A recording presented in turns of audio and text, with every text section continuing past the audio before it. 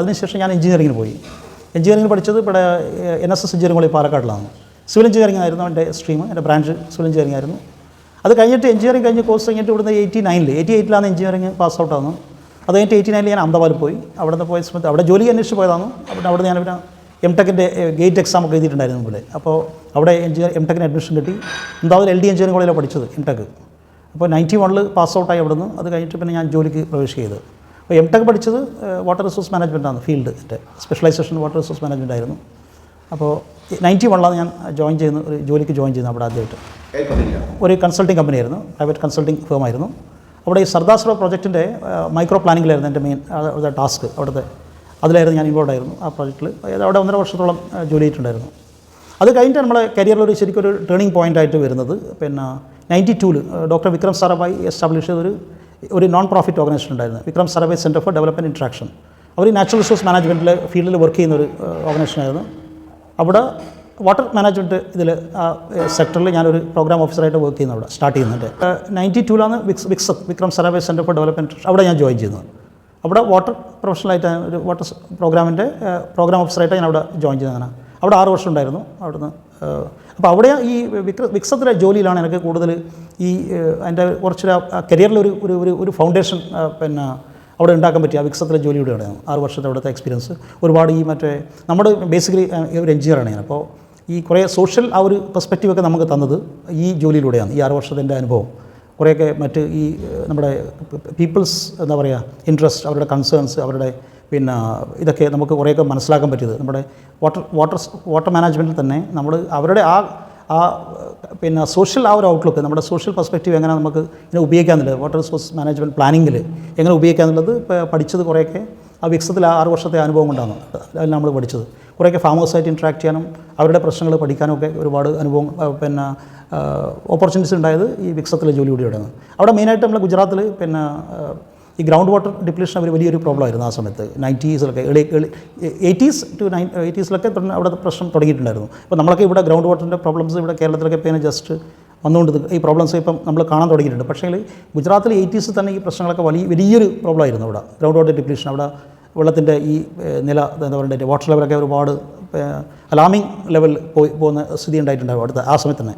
അപ്പോൾ ground water ഡിപ്ലീഷനെ കുറിച്ച് ഒരുപാട് പഠിക്കാൻ വേണ്ടി ആ സമയത്ത് പറ്റി. ഫോർഡ് ഫൗണ്ടേഷൻ ഒരു ഗ്രാൻഡ് എനിക്കുണ്ടായിരുന്നു അന്ന് വിക്സത്തിൽ. അങ്ങനെ അവരുടെ ഫാമേഴ്സിൻ്റെ പ്രശ്നങ്ങൾ, ഈ ഡിപ്ലീഷൻ എങ്ങനെയാണ് സംഭവിക്കുന്നത്, ഇതിന് കുറേ എന്തൊക്കെയാണ് സൊല്യൂഷൻസ് ഉള്ളത്, അന്ന് കുറേയൊക്കെ പഠിക്കാൻ ആ വിക്സത്തിലെ ജോലിയുടെ എനിക്ക് സാധിച്ചു. പിന്നെ അവിടെ നിന്നാണ് കുറേയൊക്കെ എഴുതാനും കുറേ ഡോക്യുമെൻറ്റേഷൻ സ്കിൽസൊക്കെ അവിടെ നിന്നാണ് കുറേ ചെയ്യാൻ പറ്റുക, കൾട്ടിവേറ്റ് ചെയ്യാൻ പറ്റുക അവിടുത്തെ എക്സ്പീരിയൻസ് കുറേയൊക്കെ. പിന്നെ റിസർച്ച് ചെയ്യാനും കുറേ പ്രശ്നങ്ങളൊക്കെ കൂടുതൽ കുറേ ഒരു മൾട്ടിപ്പിൾ ഡിസിപ്ലിൻസ് നമുക്ക് അതിനെ നോക്കിക്കാണാൻ പറ്റിയതൊക്കെ വിക്സത്തിലെ ജോലിയിൽ നിന്നാണ്. അവിടെ നിന്നാണ് പിന്നെ കുറേയൊക്കെ എഴുതാനൊക്കെ തുടങ്ങിയത്. കുറേ ആർട്ടിക്കിളൊക്കെ slowly I started writing articles water management especially on ground water. അതാണ് അവിടുത്തെ സ്റ്റാർട്ടിങ്. പിന്നെ ആർട്ടിക്കിൾ എഴുതാം. പിന്നെ വിക്സത്ത് ഞാൻ 98 ആ ജോലി അവിടെ നിന്ന് റിസൈൻ ചെയ്ത് പിന്നെ ഞാൻ പോകുന്നത് ആനന്ദിലാണ്. ഡോക്ടർ കുര്യൻ്റെ ഇൻസ്റ്റിറ്റ്യൂട്ട് ഫോർ റൂറൽ മാനേജ്മെൻറ്റിൽ അവിടെ ഞാൻ ഏകദേശം 2 വർഷത്തോളം വർക്ക് ചെയ്തിട്ടുണ്ടായിരുന്നു ഒരു റിസർച്ച് കൺസൾട്ടൻ്റായിട്ട്. അവിടെ കുറേ കൂടെ എൻ്റെ റിസർച്ച് സ്കിൽസ് കുറേ കൂടെ പിന്നെ എന്താ പറയുന്നത് ഇത് റിഫൈൻ ചെയ്യാൻ, പോളിഷ് ചെയ്യാൻ പറ്റിയത് ഇർമ ഇൻസ്റ്റിറ്റ്യൂട്ട് ഓഫ് റൂറൽ മാനേജ്മെൻറ്റിൻ്റെ ജോലിയിലൂടെയായിരുന്നു. അവിടെ കുറേ കൂടെ പബ്ലിഷ് ചെയ്യാൻ, കുറേ കൂടെ അക്കാഡമിക് ആർട്ടിക്കിൾസ് എഴുതാനും പബ്ലിഷ് ചെയ്യാനൊക്കെ സാധിച്ചത് ഈ ഇർമയിലെ ജോലിയിൽ നിന്നാണ് 2 വർഷത്തെ. പിന്നെ അവിടെ നിന്ന് ഞാൻ പിന്നെ പോകുന്നത് പിന്നെ വേറെ ഇൻ്റർനാഷണൽ വാട്ടർ മാനേജ്മെൻറ്റ് ഇൻസ്റ്റിറ്റ്യൂട്ട്, അവിടെ ഒരു ഓഫീസ് അവിടെ ആ സമയത്ത് തുടങ്ങിയിട്ടുണ്ടായിരുന്നു. ഇൻ്റർനാഷണൽ വാട്ടർ മാനേജ്മെൻറ്റ് ഇൻസ്റ്റിറ്റ്യൂട്ട് ഒരു CG സെൻ്ററാണ്, centre for consultative group on international agriculture research. അതിൻ്റെ ഒരു റിസർച്ച് ഒരു വിങ്ങാണ് IWMI international water management institute. അവിടുത്തെ അവരുടെ ഓഫീസ് അവിടെ ആനന്ദിൽ നിന്ന് അവർ തുടങ്ങിയിട്ടുണ്ടായിരുന്നു. ആ സമയത്ത് ഞാൻ അവിടെ ഞാൻ അവിടെ ജോലിയാണ് റിസർച്ചറായിട്ട് ഞാൻ അവിടെ ജോയിൻ ചെയ്തത് 2001 എൻഡിലാണ് ഞാനവിടെ ജോയിൻ ചെയ്തത്. പിന്നെ വിമിയിലെ ജോലി പിന്നെ കുറേ കൂടെ ആ ഒരു ഇൻ്റർനാഷണൽ പെർസ്പെക്റ്റീവും ആ ഒരു ഗ്ലോബൽ ഇതൊക്കെ പെർസ്പെക്റ്റീവ് വാട്ടർ സെക്ടറിലെ ഇന്ന് ഗ്ലോബൽ ഇഷ്യൂസ് എന്തൊക്കെയാണ് അതിനൊക്കെ പഠിക്കാനും അതിലെ പല ഡയമെൻഷൻസും മറ്റേ നോട്ട് ഓൺലി ഹൈഡ്രോളജി അതിൻ്റെ economic dimensions, sociological dimensions, institutional dimensions, policy aspects ഇതൊക്കെ പഠിക്കാൻ പറ്റിയത് ഇമിയിലെ ആ ജോലിയിലൂടെയായിരുന്നു. അവിടെ ഒരുപാട് റിസർച്ച് ചെയ്യാനുള്ള ഒരുപാട് അവസരങ്ങൾ ഉണ്ടായിരുന്നു. പിന്നെ പബ്ലിഷ് ചെയ്യാനുള്ള അവസരങ്ങളും പിന്നെ കൂടുതലായിരുന്നു. അങ്ങനെ ഇമിയിൽ അവിടെ ഞാനൊരു പിന്നെ റിസർച്ച് ചെയ്യുന്നതിലൂടെ തന്നെ ഒരു ആക്ഷൻ റിസർച്ച് പ്രോജക്റ്റ് ഞാനവിടെ ഇമി ത്രൂ ഇംപ്ലിമെൻറ്റ് ചെയ്തിട്ടുണ്ടായിരുന്നു ഗ്രൗണ്ട് വാട്ടർ മാനേജ്മെൻറ്റിനെ കുറിച്ചിട്ട്. ഞാൻ പറഞ്ഞ പോലെ ഈ ഗുജറാത്തിലെ ഗ്രൗണ്ട് വാട്ടർ ഡിപ്ലീഷൻ പ്രോബ്ലംസിനെ എങ്ങനെ അഡ്രസ്സ് ചെയ്യാമെന്നതിനെ കുറിച്ചിട്ട് ഒരു ആക്ഷൻ റിസർച്ച് പ്രോജക്റ്റ് ഞങ്ങൾ ഡിസൈൻ ചെയ്തു.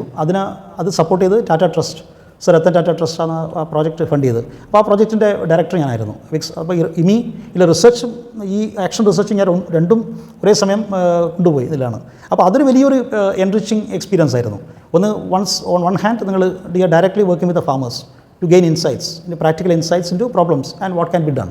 ഓൺ അതർ ഹാൻഡ് നമ്മൾ റിസർച്ച് ഹാർഡ് കോർ അക്കാഡമിക് റിസർച്ചും ചെയ്യുക. അപ്പോൾ നമ്മുടെ ഫീൽഡ് എക്സ്പീരിയൻസ് ഒരുപാട് നമ്മുടെ അക്കാഡമിക് റിസർച്ചിനെ ഒരുപാട് അതിനെ സ്ട്രെങ്തൻ ചെയ്യാനുള്ള ഒരുപാട് സഹായിച്ചിട്ടുണ്ട്. ഇന്ന് പല അക്കാഡമിക് ഇൻസ്റ്റിറ്റ്യൂഷൻസിലും ആ ഒരു ഇതില്ല, ഒരു ഫീൽഡ് ഇൻ്റർഫേസ് ഇവർക്കില്ല, റിസർച്ചേഴ്സിനില്ല. അപ്പോൾ ആ സമയത്ത് നമുക്ക് ഈ ഫീൽഡ് ഒരു കോൺസ്റ്റൻറ്റ് ഇൻട്രാക്ഷൻ ഉള്ളതുകൊണ്ട് കുറേ കൂടി നമ്മുടെ ഡിസൈൻ ചെയ്യുന്ന സൊല്യൂഷൻസൊക്കെ കുറേ പ്രാക്ടിക്കൽ റെലവൻസ് ഉള്ള ഒരു, പിന്നെ പോളിസി പെർസ്പെക്റ്റീവിലൂടെയും നമുക്കത് നോക്കാൻ പറ്റി.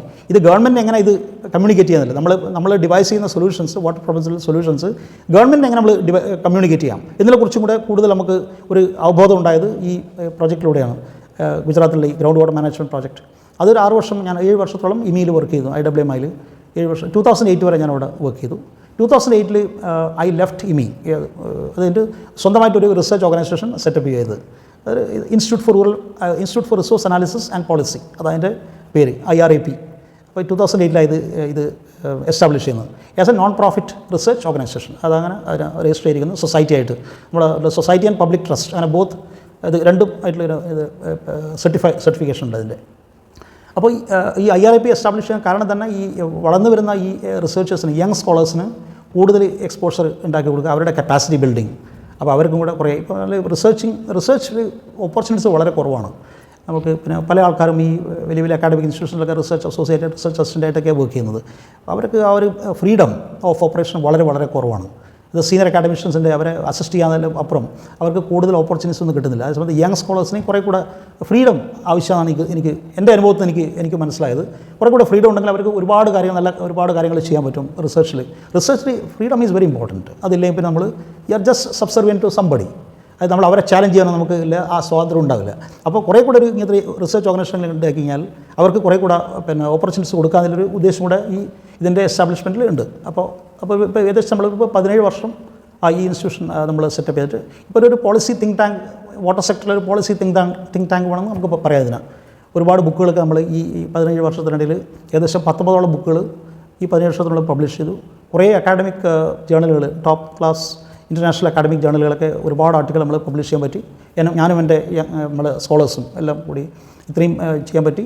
പിന്നെ കുറേ government policy advice on regular basis we give policy advice to state as well as central as well as state governments. പിന്നെ അത് മാത്രമല്ല ഈ ഒരുപാട് ഗവൺമെൻറ്റിൻ്റെ പ്രോജക്റ്റുകൾ നമ്മൾ ചെയ്യുന്നുണ്ട്, കൺസൾട്ടിങ് അസൈൻമെൻറ്റ്സ് കുറേയൊക്കെ നമ്മൾ ചെയ്തിട്ടുണ്ട്. ഈ സർദാർ സരോവർ പ്രോജക്റ്റിന് തന്നെ അത് ഇംപ്ലിമെൻറ്റ് ചെയ്തതിന് ശേഷം അതിൻ്റെ ഒരു ഇമ്പാക്റ്റ് അസസ്മെൻറ്റിൻ്റെ വർക്ക് നമ്മൾ ഒരിക്കൽ ഏറ്റെടുക്കുകയുണ്ടായി 2009-10. അത് വലിയ എന്താ പറയുക, അതിലുണ്ട് ഔട്ട്പുട്ട്, അതിൻ്റെ വലിയൊരു അക്കാഡമിക് ഔട്ട്പുട്ട് നമുക്ക് പ്രൊഡ്യൂസ് ചെയ്യാൻ പറ്റും. അതൊരു ബുക്കായിട്ട് ലേറ്റർ ഓൺ പബ്ലിഷ് ചെയ്തു നമ്മൾ, സർദാർ സരോവർ പ്രോജക്റ്റ് ഇമ്പാക്റ്റ്. അപ്പോൾ ഇന്ത്യയിൽ തന്നെ വളരെ കുറവ് അങ്ങനെയുള്ളൂ കേസുകൾ മാത്രമേ ഉള്ളൂ വലിയൊരു മൾട്ടിപർപ്പസ് പ്രോജക്റ്റിൻ്റെ ഇമ്പാക്റ്റ് അസസ്മെൻറ്റ് ഇങ്ങനെ നമ്മൾ പൊതുവേ ചെയ്യാറില്ല. Government is not investing enough money to analyse the impact of such projects. പക്ഷേ ഇങ്ങനെ ഒരു റെയർ കേസിൽ നമ്മൾ ആ പ്രോജക്റ്റിൻ്റെ ഇമ്പാക്റ്റ് അസസ്മെൻറ്റ് ചെയ്യാനുള്ളൊരു ഓപ്പർച്യൂണിറ്റി കിട്ടി. പിന്നെ അത് ബുക്കായിട്ട് നമ്മൾ പബ്ലിഷ് ചെയ്തു. കുറേ ആർട്ടിക്കിളൊക്കെ ആയിരുന്നു. അത് വലിയൊരു പ്ലാനിംഗ് കമ്മീഷൻ തന്നെ, government of India planning commission തന്നെ അതിനെ അപ്രീഷിയേറ്റ് ചെയ്ത ഒരു കാര്യമായിരുന്നു അന്ന്. അത് വലിയ സംഭവം. അങ്ങനെ പല പഠനങ്ങളും ഒരുപാട് ഈ ഇമിയിലുള്ള സമയത്ത് നമ്മൾ ഒരിക്കൽ ഭാരതപ്പുഴ ബേസിൻ്റെ ഒരു സ്റ്റഡി നടത്തിയിട്ടുണ്ടായിരുന്നു. Very important study for Kerala state planning board അന്ന് 2005-07. പിന്നെ അതിനുശേഷം നമ്മൾ നർമ്മദ പ്രോജക്റ്റ് ഇമിയിലുള്ള സമയത്ത് നർമ്മദ പ്രോജക്റ്റിൻ്റെ നർമ്മദ റിവർ ബേസിൻ്റെ ഒരു സ്റ്റഡി, വലിയൊരു സ്റ്റഡി നമ്മൾ നടത്തിയിട്ടുണ്ടായിരുന്നു. അതും ഒരു ബുക്കായിട്ട് കൺവേർട്ട് ചെയ്തു. പിന്നെ IRAP-ലുള്ള സമയത്ത് ഒരുപാട് സ്ഥലങ്ങളിൽ, മറ്റേ Rajasthan to Gujarat, Maharashtra, UP, west Bengal, Orissa, Madhya Pradesh, ഇങ്ങനെ പല സംസ്ഥാനങ്ങളിലും ഒരുപാട് പഠനങ്ങൾ ഈ വെള്ളത്തെക്കുറിച്ചുള്ള വെള്ളത്തെക്കുറിച്ചും പിന്നെ കൃഷിയെക്കുറിച്ചും പിന്നെ ഇത് എൻവയൺമെൻറ്റിനെക്കുറിച്ചും ക്ലൈമറ്റിനെക്കുറിച്ചും ഇങ്ങനെ പല ഇതിൽ റിലേറ്റഡ് പല ഫീൽഡുകളും നമ്മൾ ഇപ്പോൾ കവർ ചെയ്ത് കഴിഞ്ഞു. എനർജി, വാട്ടർ, ഫുഡ്, എൻ്റെ നെക്സസ്, പിന്നെ എൻവയൺമെൻറ്റ്, ക്ലൈമറ്റ് ചേഞ്ച്, ഈ എല്ലാ വിഷയങ്ങളിലും നമ്മൾ പല പഠനങ്ങളും ഇതിനിടെ ഈ 18 വർഷത്തിനിടയിൽ ഈ IRAP തന്നെ ചെയ്തിട്ടുണ്ട്. അതിൽ പലതും നമ്മൾ ബുക്കുകളായിട്ടും സയൻറ്റിഫിക് ആർട്ടിക്കിളായിട്ടും നമ്മൾ പബ്ലിഷ് ചെയ്തു.